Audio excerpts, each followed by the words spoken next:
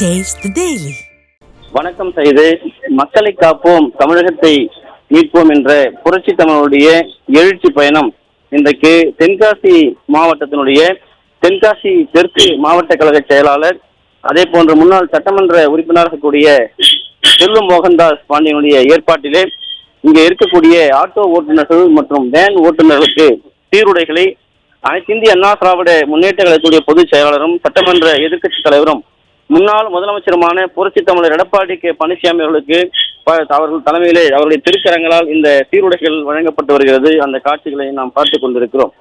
ஏழை எளிய அடித்தட்டு மக்களாக இருக்கக்கூடிய தினந்தோறும் இந்த பகுதியிலே ஆட்டோ மற்றும் வேன் ஓட்டி தங்களுடைய வாழ்வாதாரத்தை நடத்தி வரக்கூடிய அந்த ஓட்டுநர்களுக்கு அனைத்து இந்திய அண்ணா திராவிட முன்னேற்ற கழகத்துடைய பொதுச் செயலாளர் புரட்சி தமிழர் எடப்பாடி கே பழனிசாமி அவர்கள் கருணை உள்ளத்தோடு அந்த சீருடைகளை அவர்களுடைய திருக்கரங்களால் வழங்கி இருக்கிறார். அதாவது தென்காசி மாவட்டம் குற்றாலத்தை பொறுத்தளவிற்கு ஒரு மிகப்பெரிய சுற்றுலா தலமாக இருக்கிறது. இங்க இந்த சுற்றுலா தலத்தை நம்பியே பெரும்பாலான குடும்பங்களுடைய வாழ்வாதாரம் என்பது இருக்கிறது.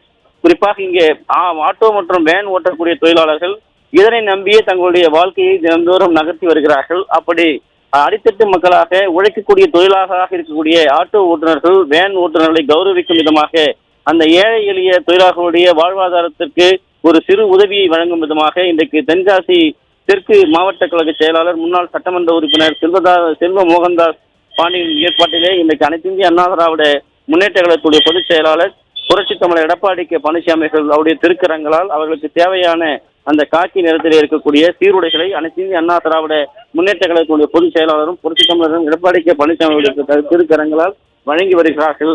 அந்த காட்சியை நாம் பார்த்து கொண்டிருக்கிறோம். இந்த சீருடைகளை பெற்றுக்கொண்ட ஆட்டோ மற்றும் வேன் ஓட்டுநர்கள் அனைவருமே தங்களுடைய மகிழ்ச்சியை தெரிவித்திருக்கிறார்கள்.